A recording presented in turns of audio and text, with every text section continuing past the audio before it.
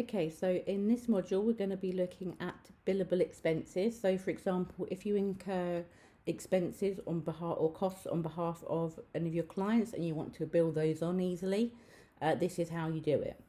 So if you go to the company cog setting on the right and then accounts and settings, go down to expenses. And if you can see here, it says track expenses by item and customer. Sorry, expenses and items by customer, and then make expenses and items billable. Now you can track them by customer even if you're not going to make them billable, just for your own records, but for now we're going to put on both of those. And if you wanted to make a profit, if you wanted a markup on the expenses incurred, you can click here to do that, to have a default of markup. And here it says whether you want to track the income from billable expenses in a single account or multiple accounts. I'm just going to do single account. I would recommend it unless you have particular specialist advice on there. And I'm going to come out. So now if we do a supplier bill, I'm going to say for Andrew, so 1st of May, he defaults to marketing expenses, does Andrew. I've put marketing for client event, £1,000, and that's the class. That's in a different module, but just got that on there. Now, if you see here, you can mark it as billable and then choose a customer. I'm going to choose Adwin Co. Okay, so I'm going to save and close there.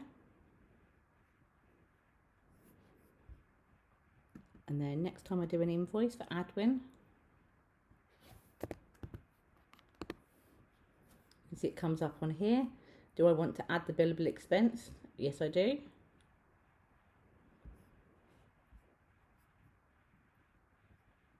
You can see it automatically comes up everything in here.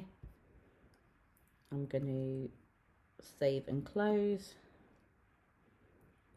I'm just going to show you that again, and then we'll have a quick look at the profit and loss to show you what it looks like on there. So I'm going to go new bill. I'm going to do one for Brittany. I've got 100 professional fees.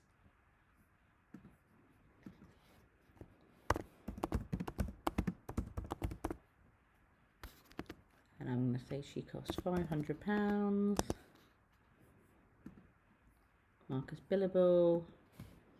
And that one I'm going to put to Benjamin. Save and close. Then new customer invoice.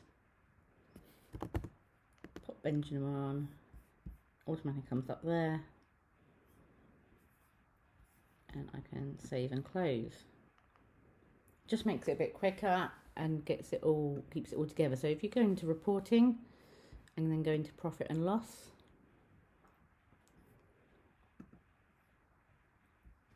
you can see here it's got billable expenses income. I think there's 2 accounts. This must be an original account on the dummy account. These are the ones we've just done.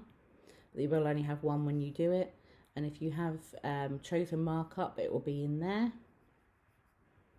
And here is the billable expenses that you've got. So that is how you do it. And on the next module, we'll be looking at billable time if you have employees who you want to bill the client for.